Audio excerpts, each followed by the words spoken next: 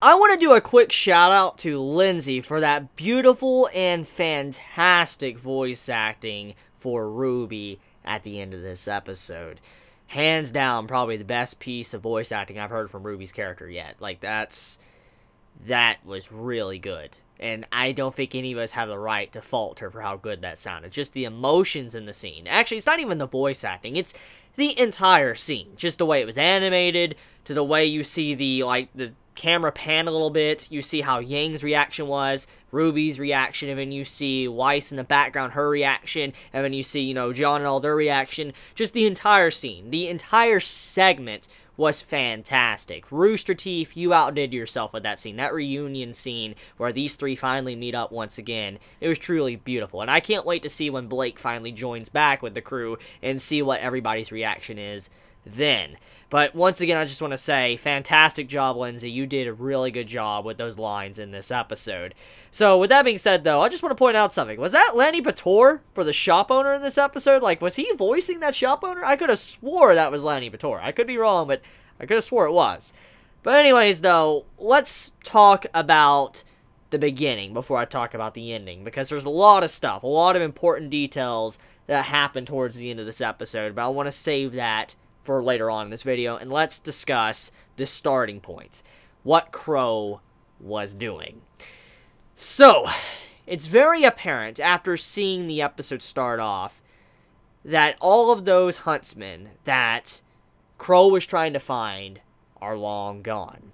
It's a very depressing start. At first, it looks like it's just Qrow hunting down people and they're just too busy or don't have the time or they don't want to put up with him at all. But then eventually we find out once we see that scene with the little girl walking beside her father. It's like, oh, does this man know where mommy is? And then you can see where Qrow puts the pieces together, and then if you've been paying attention, you'll be able to put the pieces together too. But if you still haven't, when you get to the bar scene, that's when it comes full circle and you're like, oh. So to explain, Qrow was trying to seek help. He was going around huntsman house to huntsman house trying to get help. He was going all around, looking at every name, and he was crossing them off because they never answered. He couldn't find them at all. Eventually, he led him to the house, and he learned the truth of why he couldn't get in contact with anyone. And when he saw the message board, he saw the entirety of the board and all that. Someone terminated, someone on a mission. He realized what was happening. Everyone was being sent to die. Everyone was ending up dead and not coming back. And the reason for this is obviously thanks to Salem and Leo, what has been going on, and how Salem has been manipulating, Leo and all that to actually do these certain things. So, yeah. It's kind of sad. It's legit sad, and you can see the sadness on Qrow, especially when he walks into the shop, and he's like, here you go, what was his bill and all that, pay it off completely. And the man's like, why? Why would you come in here, and why would you want to pay this man's bill? You must owe him a lot or something for you to do this for him. And then as he just didn't reply or whatever, he's like, pay it and all that, here you go. And then his debt is, over, and he walked out. The man realized. You can see the man, it clicked in his head. He realized what happened.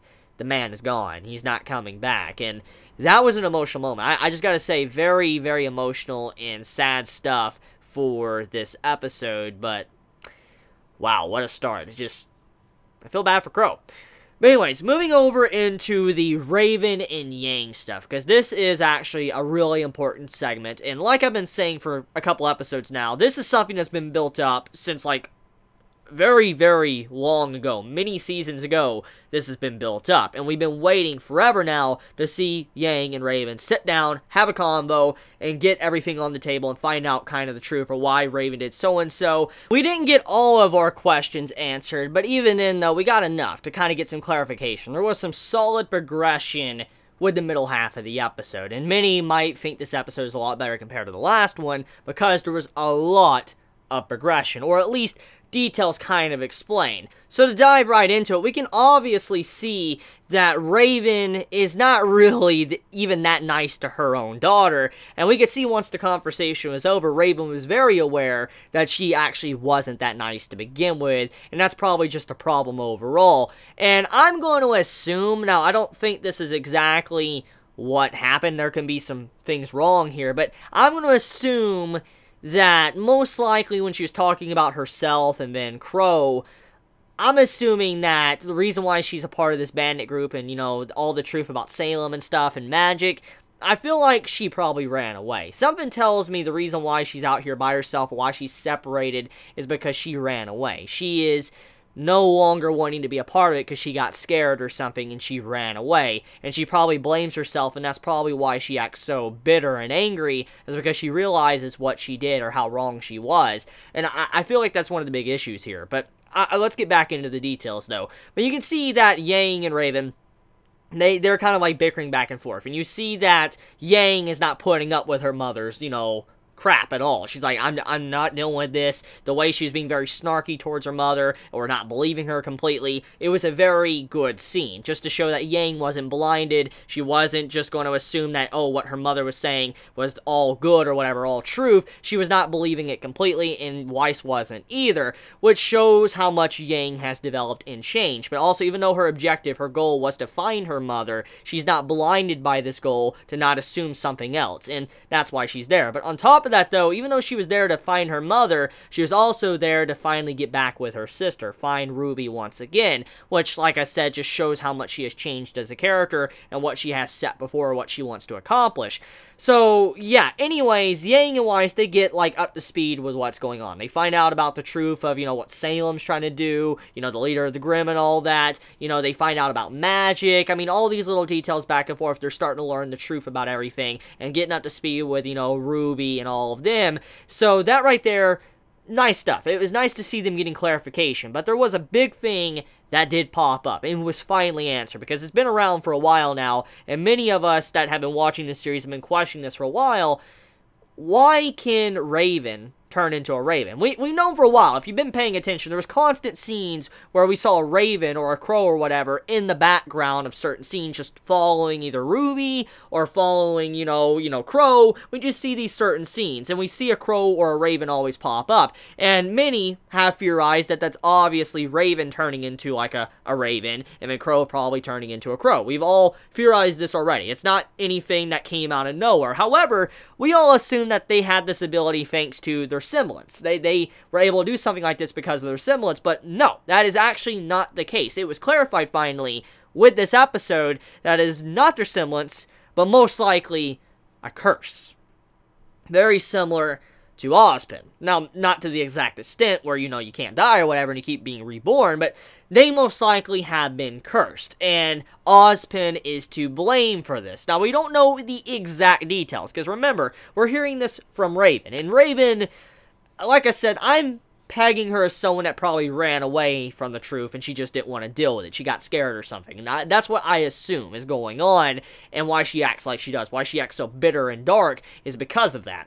But even then, though, Ozpin definitely did something, and she blames Ozpin, and it's also the reason why Qrow is probably cursed as well, why he can turn into like a Qrow, is because of that. It's not because of his semblance, which makes me wonder, why? Why did Ozpin do that? Like, what was the whole purpose of it? It makes me really question and wonder what's going on.